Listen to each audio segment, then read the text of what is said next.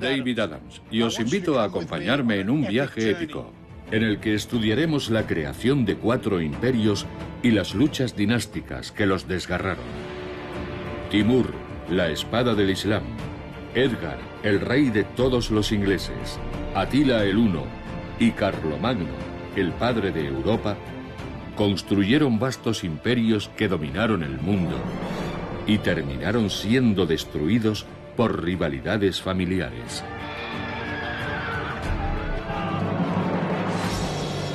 En la Europa del siglo VIII, un rey conquistador se muestra inclemente con la cultura pagana. Busca el icono más sagrado de sus enemigos y ordena cortarlo. Guía a sus hombres entre cumbres heladas.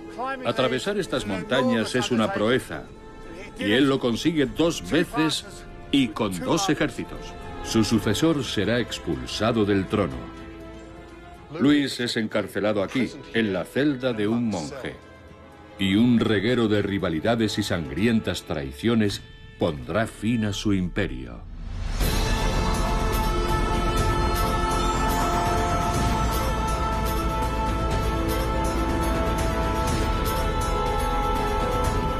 El fin del imperio. Carlomagno, el padre de Europa.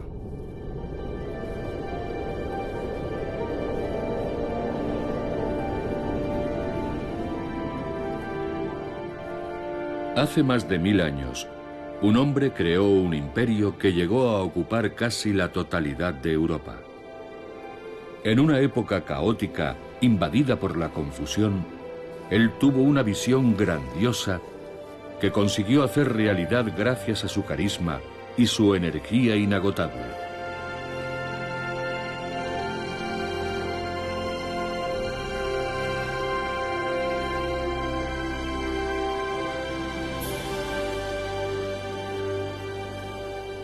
Y ese hombre fue Carlomagno, Carlos el Grande. Sobre el legado de las tribus bárbaras que sustituyeron al Imperio Romano, Carlomagno forjó un reino cristiano que expandió conquistando inmensos territorios. 1000 años después de que Aníbal cruzara los Alpes para invadir Italia, Carlomagno hizo lo mismo.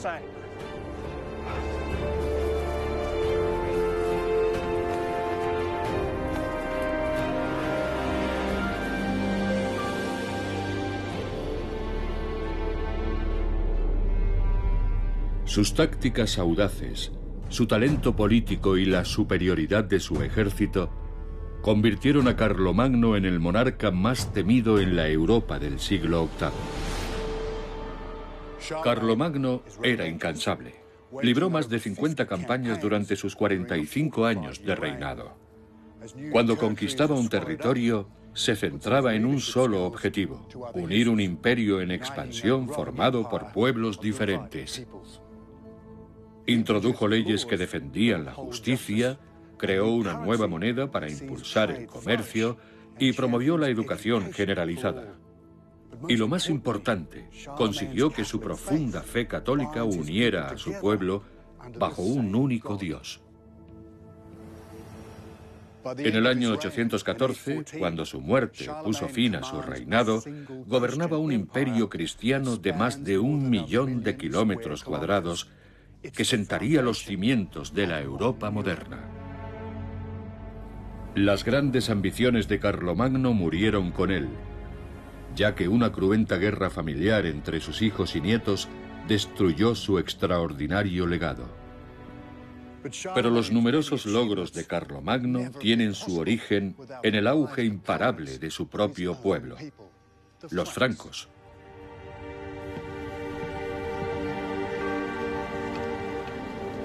La célebre Basílica de Saint-Denis es uno de los mayores símbolos de su poder. En ella descansan 42 reyes, incluidos los caudillos francos que propiciaron el advenimiento de la desaparecida monarquía francesa. Pero solo 3 siglos antes del nacimiento de Carlomagno, Los francos solo eran una tribu germánica que había emigrado hacia la frontera norte del Imperio Romano. La historiadora Rosamond McKittrick va a desvelarnos el secreto de su incontenible ascenso en el vacío de poder creado por la caída del Imperio Romano. Tras la caída del último emperador romano en el siglo V, aparecen reinos más pequeños en el territorio que hoy ocupan España, Francia o Italia.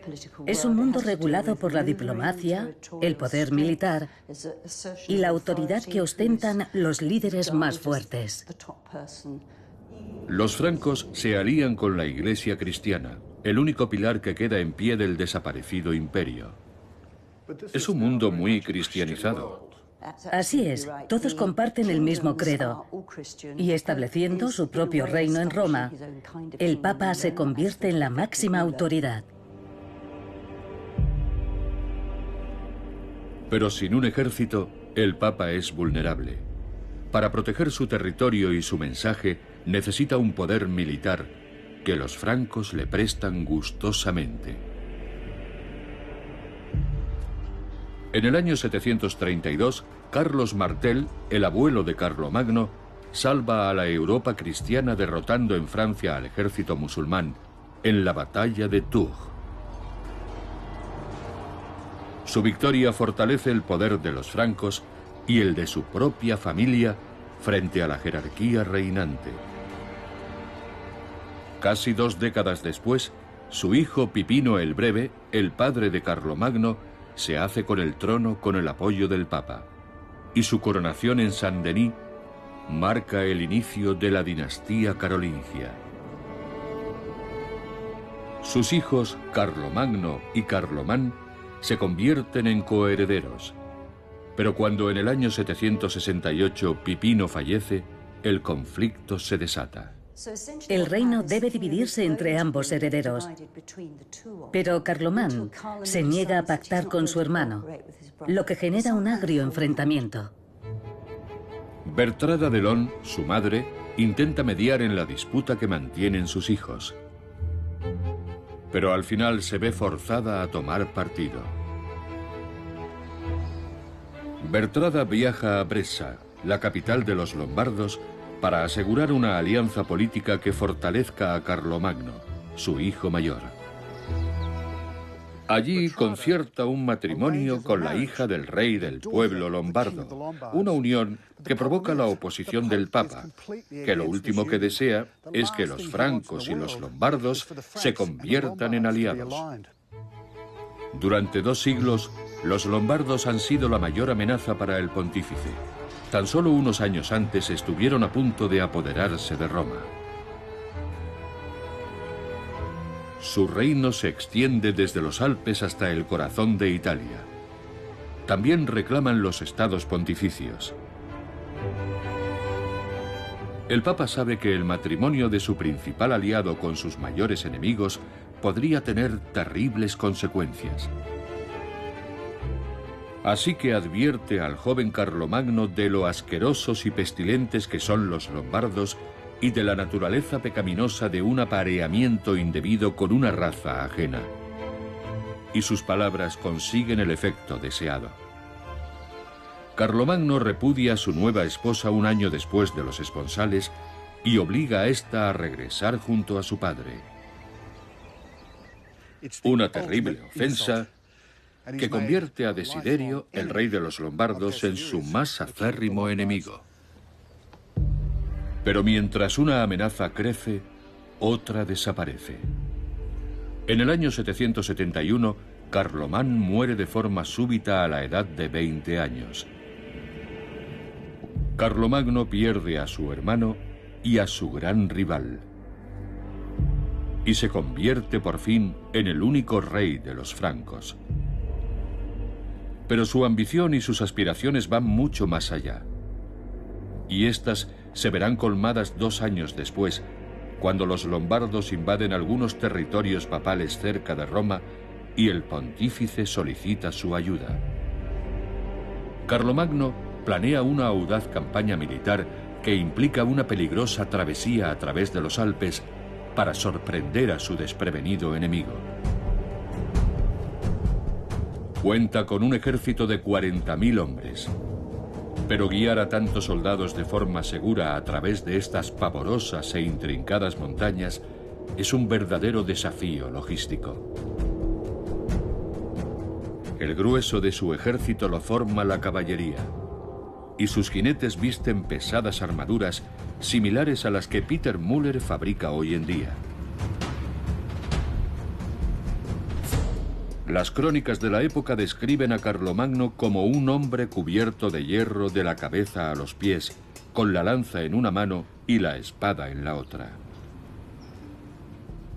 En aquellos tiempos, ¿de qué armas te defendía la armadura? De las lanzas y también de las flechas. A caballo también luchaban con espadas, así que vestían armaduras de escamas y cotas de malla. Esto ha sido fabricado en esta época siguiendo el mismo concepto. Sí, así es. Esta visera metálica, con esta amplia prolongación, protegía el rostro de cualquier tipo de flecha o de cualquier objeto que te lanzaran desde arriba. También protegía los hombros y parte del pecho. Surtir a aquellos ejércitos de 20.000 o 30.000 hombres propiciaría el incremento de los fabricantes de armaduras. Así ocurrió desde el comienzo de la época medieval. Un taller pequeño podía fabricar hasta 90 petos por semana.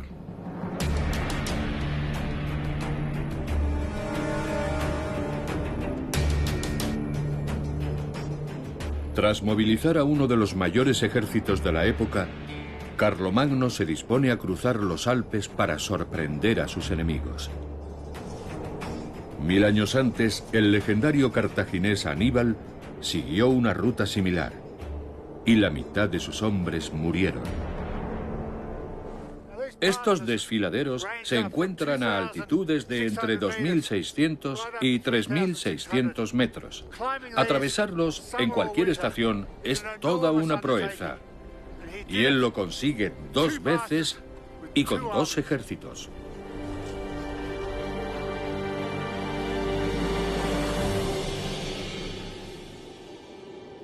Carlomagno decide dividir sus fuerzas y atacar a su enemigo en Italia desde 2 flancos. Un reto que pondrá a prueba sus extraordinarias dotes de estratega. Hoy resulta fácil sacar un hornillo, hervir un poco de agua y preparar algo de comida. Pero para Carlomagno, cruzar los Alpes es una auténtica proeza. Dirige una gran caravana con miles de personas que cada noche deben levantar un campamento, cocinar la cena y sobrevivir a los elementos.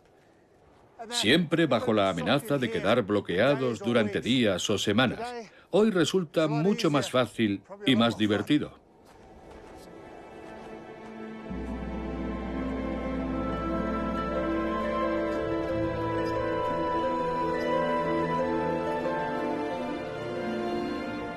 Una unidad de sus tropas de élite rodea a los lombardos. Cuando su rey comprende que está a punto de ser atacado desde varios puntos, decide retirarse. Y Carlomagno penetra en Italia sin encontrar oposición.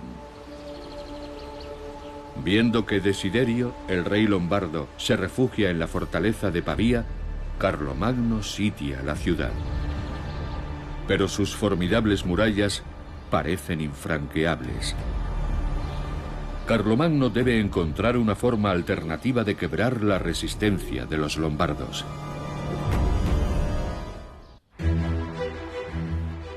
Carlomagno, el rey de los francos, es un cristiano devoto, dispuesto a respetar su alianza con el Papa y a difundir la palabra de Dios en las tierras conquistadas.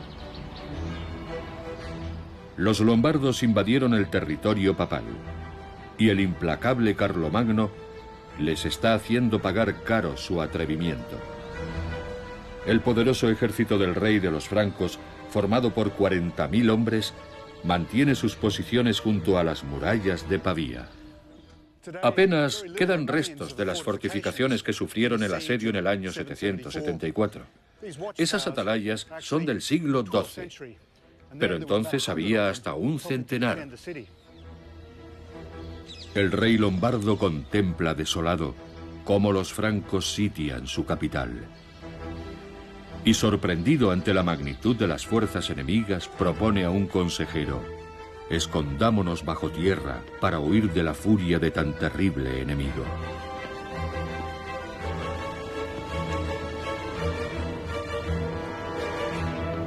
El asedio se prolonga y la situación en la ciudad es cada día más desesperada. Este fresco cuenta una versión singular de aquellos angustiosos días. La historia suele ser escrita por los vencedores, pero lo que cuenta este fresco fue pintado por los vencidos. Es la historia de Teodoro, el obispo de Pavía, que se encara con los atacantes desarmado, y que cuando descubre al sobrino de Carlomagno disparándole una flecha, hace que ésta se gire y mate al arquero. En este último cuadro, Carlomagno implora al obispo que le devuelva la vida. Y como vemos en la parte superior, este termina accediendo. Pero la verdad es otra. Carlomagno mantiene el asedio durante 10 meses para que la escasez y el hambre quiebren su resistencia. Desiderio, el rey de los lombardos, se ve obligado a rendirse para salvar a su pueblo y a sus soldados. Carlomagno lo condena al exilio, donde morirá 12 años después.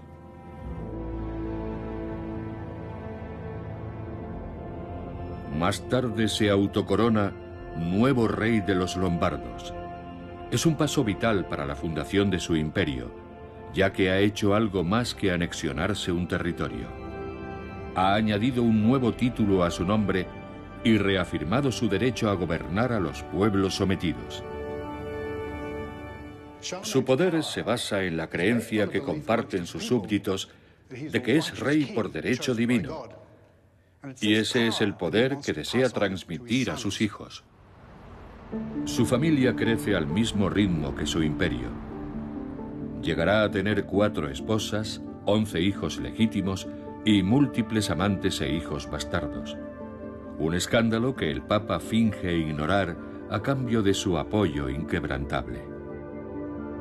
Pensando en la sucesión, Carlomagno lleva a sus hijos consigo en las campañas militares. Y pese a su juventud, los nombra gobernantes de algunos territorios. El futuro del imperio parece asegurado. Pero al otro lado de la frontera oriental se cierne una amenaza. Los sajones, una tribu germánica, se resisten a profesar el cristianismo. Se aferran a sus creencias paganas. Y cuando incendian una iglesia en territorio franco, Carlomagno declara una guerra santa, que durará 3 décadas y se convertirá en la más amarga y prolongada de sus campañas militares. Carlomagno cree que es su deber religioso convertir a los sajones y erradicar sus creencias. Los sajones adoran a muchos dioses paganos, sacrifican animales en su honor, incineran a los muertos y creen que la naturaleza está llena de seres sobrenaturales. Y él no puede arriesgarse a que esas prácticas se extiendan por su querido imperio cristiano. Así que busca el símbolo más sagrado de sus enemigos, el Irminsul, un pilar sagrado para los sajones que es representado por un árbol enorme y ordena cortarlo.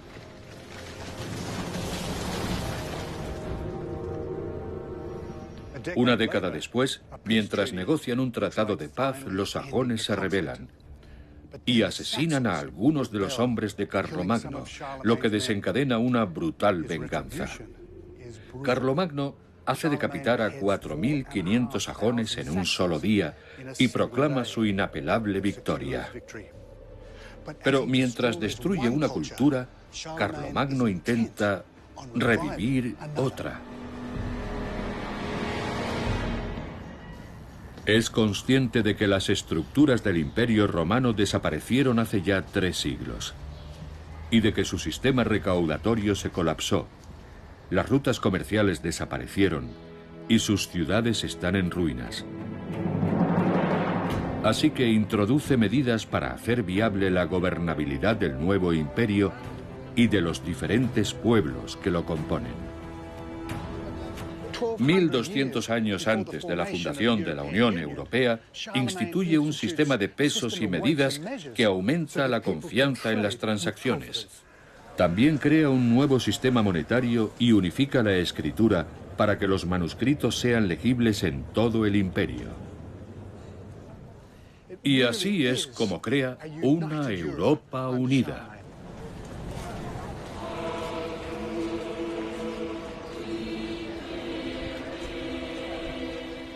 Su admiración por la cultura clásica romana le impulsa a fomentar la arquitectura, la pintura, la escultura y la literatura. Un resurgimiento artístico que será conocido como el Renacimiento carolingio. Carlomagno contrata a grandes eruditos para que eduquen a sus hijos, y él mismo estudia matemáticas, filosofía e incluso astronomía. Y para hacer posible que tanto ricos como pobres reciban una educación eclesiástica, introduce un impuesto del 10% a la actividad comercial. Un gravamen que financiará la construcción de nuevas catedrales y cientos de monasterios, donde los monjes implantarán su nuevo sistema educativo. Pero para satisfacer sus ansias culturales, la racha de victorias debe continuar. Y en la conquista de nuevos territorios, Carlomagno no permitirá que nada se interponga en su camino. En el año 788 decide anexionarse Baviera, que gobierna su primo Tasilón III, y lanza una serie de acusaciones para que sea condenado por traición. Proclama que se ha unido a los ávaros, un pueblo nómada y belicoso, para conspirar contra él. Los dominios de su primo se extienden desde la frontera actual de Alemania hasta Serbia. Carlomagno le arrebata Baviera, y desde allí lanza su ofensiva contra los ávaros. Carlomagno derrotó a los lombardos, pero ahora se enfrenta a enemigos feroces.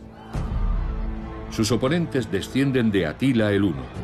Son extraordinarios jinetes y se han agrupado en la frontera bávara para efectuar una incursión de represalia en el territorio de los francos.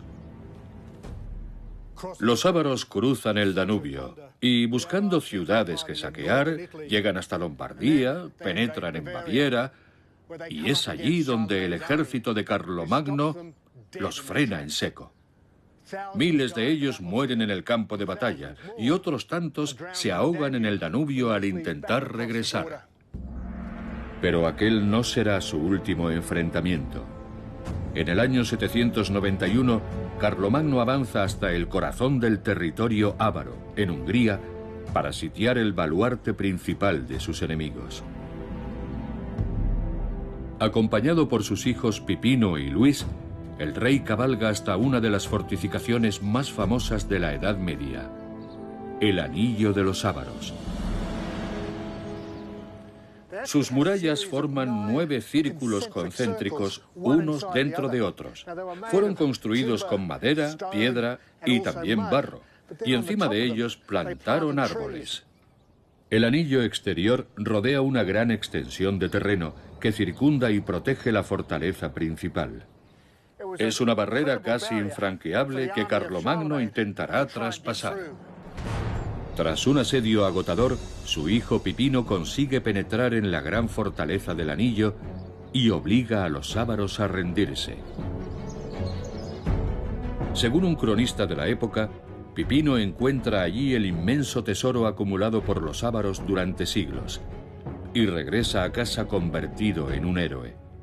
Carlomagno distribuye con generosidad estas riquezas que permitirán financiar el imperio durante 2 décadas. Tras su rendición, los ávaros se convierten al cristianismo y las fronteras del imperio se extienden cada vez más. Carlomagno ya gobierna casi toda Europa, desde el Océano Atlántico hasta la estepa húngara.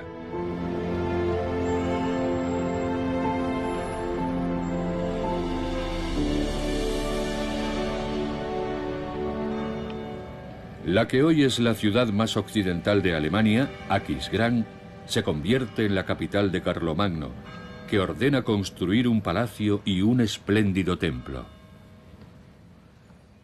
La corte de Carlomagno está llena de aristócratas, sabios y comerciantes, pero también hay gente común, e incluso mendigos y prostitutas, lo que sin duda crea un ambiente variopinto.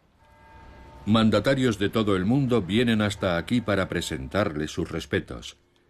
El califa de Bagdad incluso le envía un elefante de guerra. Esto que veis aquí son las puertas originales. Tienen 1200 años, están hechas de bronce y pesan 2,5 toneladas. ¿Imagináis a todas aquellas personas entrando aquí para rendir pleitesía a Carlomagno?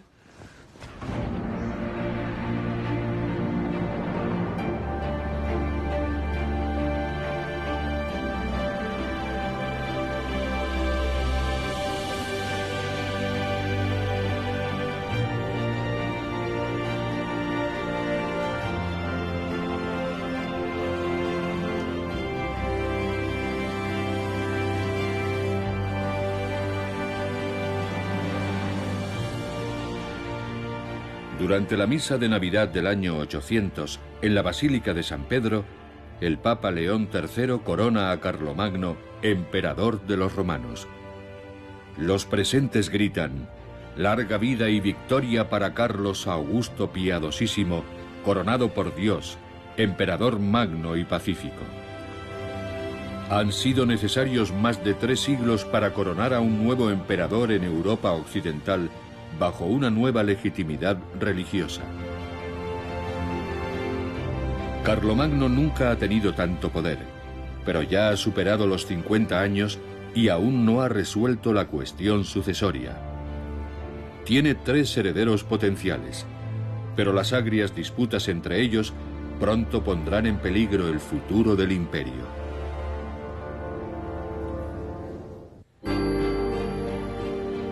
Cuando las familias se enfrentan por el trono, pueden destruir el imperio que ambicionan.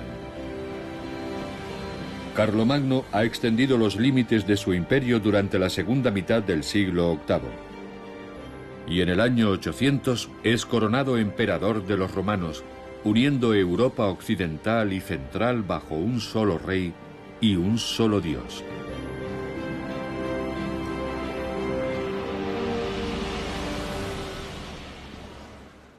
El nuevo y piadoso emperador romano se convirtió en rey de los francos hace más de 3 décadas y ha librado innumerables campañas militares. Y ya con 58 años necesita encontrar con urgencia a un sucesor.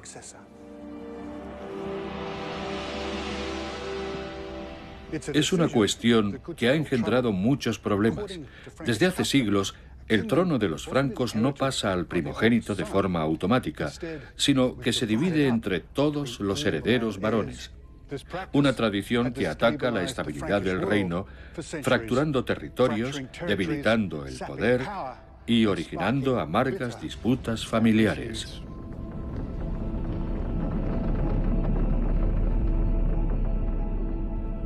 Carlomagno decide respetar la tradición y dividir el imperio entre sus hijos Carlos, Luis y Pipino. Pero en el año 810, Pipino muere de forma repentina, y solo un año después, su hermano Carlos también fallece. Al dejarle un solo heredero legítimo, el destino decide la sucesión de Carlomagno. El imperio pasará a su hijo, Luis I el Piadoso, que tras cumplir 35 en el año 813, es coronado coemperador por su propio padre.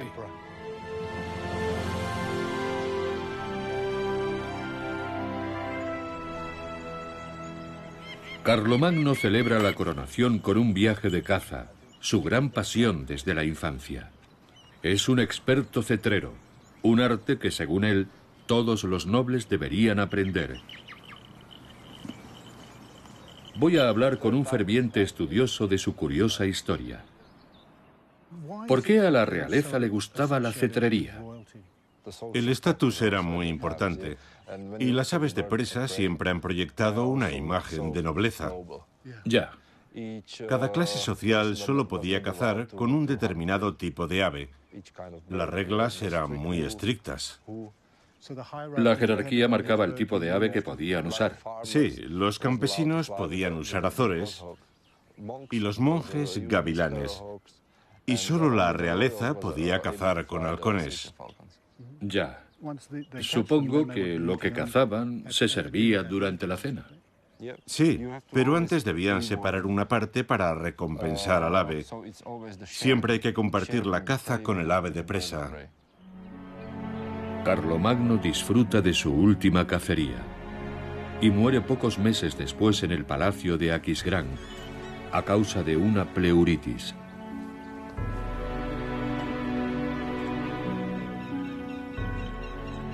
Sus súbditos lloran la muerte del emperador, un gran soldado, un educador y un eminente visionario político.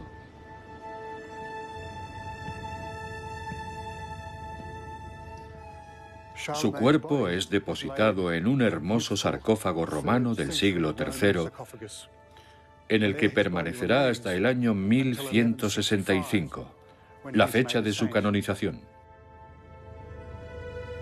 Muchos años después de su muerte, varios reyes encargaron la fabricación de estos receptáculos sagrados, que albergan huesos del gran rey.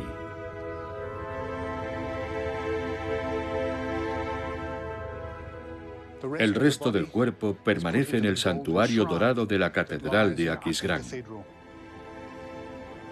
Carlomagno utilizó la imagen del Imperio Romano para afianzar su poder, y 2 siglos después, otros reyes utilizarán estas reliquias para asociar su nombre al de Carlomagno y aumentar su prestigio.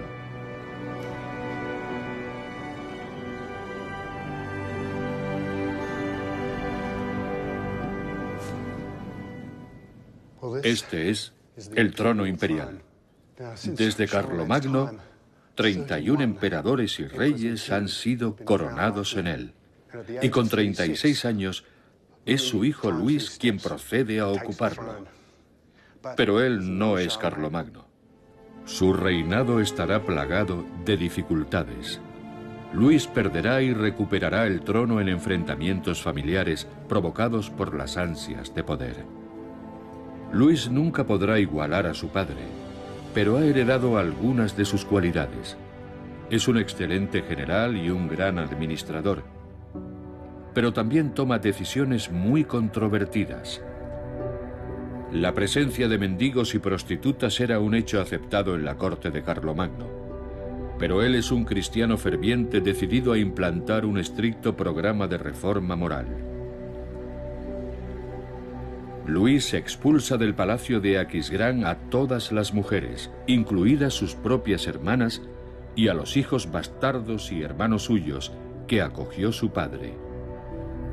Unas decisiones que le granjean poderosos enemigos y agravan un embarazoso problema que está minando su autoridad, el de su sucesión. La lucha entre sus hijos por el control del imperio es cada día más enconada. En el año 817, Luis nombra a Lotario, su hijo mayor, heredero y coemperador, y le concede un enorme reino que incluye Italia. Sus hijos menores y su sobrino Bernardo no están satisfechos con la repartición. Bernardo I no está dispuesto a gobernar Italia bajo la supervisión de Lotario, y cuando se alza contra su tío, éste lo denuncia por traición. Bernardo es condenado a la ceguera. Sus ojos son abrasados con metal candente y muere 2 días después tras una dolorosa agonía. Un terrible final que conmociona a Luis. Vestido con harapos y cubierto de cenizas, el emperador realiza un acto de contrición que conmueve a algunos de sus súbditos, pero otros lo consideran una muestra de debilidad que socava aún más su autoridad. En el año 823, el problema sucesorio se agrava aún más. La segunda esposa de Luis, Judith de Baviera, da a luz a su hijo Carlos. Y siguiendo la tradición, su padre hace planes para dividir el imperio una vez más y que Carlos herede una parte. Viendo que sus hijos mayores ignoran su decisión, el emperador los despoja de sus títulos y territorios, algo que enfurece a los afectados y desata una auténtica guerra civil. Luis es capturado por sus hijos y puesto bajo arresto domiciliario en Saint-Denis junto a su hijo menor, Carlos. Poco después, Lotario, su primogénito, se autoproclama único rey del imperio. Luis I es encarcelado aquí, en una celda monacal. Su destino depende de los monjes de Saint-Denis. Si no consigue recuperar su lealtad y persuadirles para que le ayuden, pasará el resto de su vida encerrado. Luis se gana la confianza de los monjes y con su ayuda envía un mensaje a sus dos hijos más jóvenes, Pipino y Luis, en el que les promete una porción mayor del imperio si acceden a liberarle. Estos aceptan su propuesta y Luis I recupera el control. Pero viendo que el conflicto familiar continúa, concierta una reunión con sus hijos rebeldes con la esperanza de firmar un acuerdo de paz definitivo. La ciudad alsaciana de Colmar se encuentra a pocos kilómetros de la frontera alemana. Y es aquí donde en el año 833 Luis I el Piadoso se encuentra con sus tres hijos y sus ejércitos con la esperanza de alcanzar un acuerdo que resuelva la crisis familiar. Pero los obstinados hermanos le exigen que abdique. Al escuchar su negativa, sus hijos lanzan sus ejércitos contra el contingente de su padre. El enfrentamiento se prolongará durante días y provocará numerosas deserciones entre las filas de Luis. Algunos de sus soldados cambian de bando, atraídos por las promesas, y otros lo hacen aterrorizados por las amenazas. Viendo que, de la noche a la mañana, casi todos sus partidarios se han unido a sus hijos, Luis comprende que su única opción es abdicar. Este lugar será conocido como el campo de las mentiras, como el escenario de una traición que debilitará aún más las posibilidades de supervivencia del imperio. Los hermanos rebeldes se han unido para hacerse con el poder. Los tres aspiran a poseer el imperio forjado por su abuelo, el gran Carlomagno, en el siglo VIII. Pero al derrocar a su padre, Luis I el Piadoso, cegados por su ambición, han puesto en peligro su propio futuro. Luis ha sido despojado de su título imperial y de su condición de noble, y es encarcelado aquí, en la abadía de Saint-Médard de Soissons, en Francia. Y es entre estos muros donde sufre la mayor de las humillaciones. Su primogénito le fuerza a hacer un acto de contrición ante la nobleza y la Iglesia. Luis es obligado a declarar que ha quebrantado sus votos. Después, Lotario, su hijo mayor, intenta forzarle a que prometa que seguirá siendo monje hasta el final de sus días. Y aunque esto no sucederá, es un acto vergonzoso que dañará la imagen imperial de forma casi irreparable. El título de emperador ha sido ultrajado y su autoridad mancillada. Y son muchos los que piensan que Lotario ha ido demasiado lejos al someter a su padre a tan cruel humillación. Sus partidarios se vuelven en su contra, lo que permite a Luis el Piadoso regresar al palacio de Aquisgrán. Luis recupera el poder y gobernará 5 años más, pero el deterioro de su autoridad es irreparable. La muerte de uno de sus herederos, Pipino I, ha recrudecido aún más las agrias disputas familiares. Sus luchas internas espolean a sus enemigos, y Luis se ve obligado a defender la frontera norte de los invasores vikingos y de sus terroríficas incursiones. Luis I fallece a los 62 años, consumido por la fiebre. Pero momentos antes de su muerte, declara que perdona a sus hijos y que reza para que puedan vivir en paz. Unas plegarias que no serán atendidas. Tras la muerte de Luis, se reanudan los intentos de alcanzar una paz negociada entre los tres hermanos, pero sus exigencias son incompatibles. Los nobles de Europa sopesan sus posibilidades y después brindan su apoyo a su favorito en esta enconada disputa que está a punto de llegar a un violento final. En el año 841, en las afueras de la localidad francesa de Fontenoy, dos bandos se disponen a librar una cruenta batalla, en la que lucharán hasta 300.000 hombres para dirimir una guerra familiar de dimensiones inimaginables. Los soldados de Lotario se enfrentan a los de sus hermanos. Empuñando hachas arrojadizas y afiladas espadas, ambos ejércitos se masacran entre sí, en la que será considerada la batalla más sangrienta del siglo IX. Tras varias horas de combate y 40.000 muertos entre ambos bandos, el valiente ejército de Lotario se derrumba. Pero en su retirada aún tiene tiempo para saquear el palacio de Aquisgrán y para recorrer la región buscando seguidores que le ayuden a recomponerse.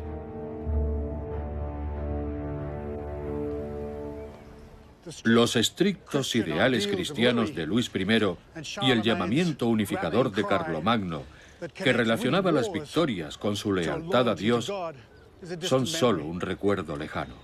El imperio ha perdido su inspiración moral. Lotario termina cediendo y firma un acuerdo con sus dos hermanos que pone fin a sus disputas sucesorias.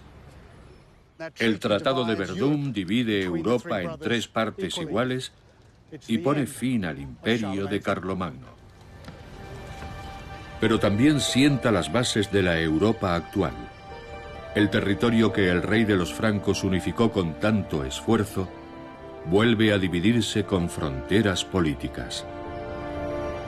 La zona occidental terminará dando origen a Francia, y más al este surgirá Alemania. Pero la parte central nunca llegará a ser un país reconocido. Con extensas fronteras muy vulnerables y una mezcla de culturas variopintas, se convertirá en una región sin identidad propia, muy codiciada por sus vecinos. Durante los siguientes 1000 años, Francia y Alemania se enfrentarán una y otra vez para apropiarse de ella, y derramarán más sangre en esta franja de tierra que en ningún otro lugar de Europa. 4 décadas después de su muerte, el imperio creado por Carlomagno fue fragmentado y destruido. Pero las reformas abanderadas por él en la educación, la justicia y las artes fueron el origen de la identidad europea. Una identidad que trascendió las fronteras y ha sobrevivido hasta nuestros días.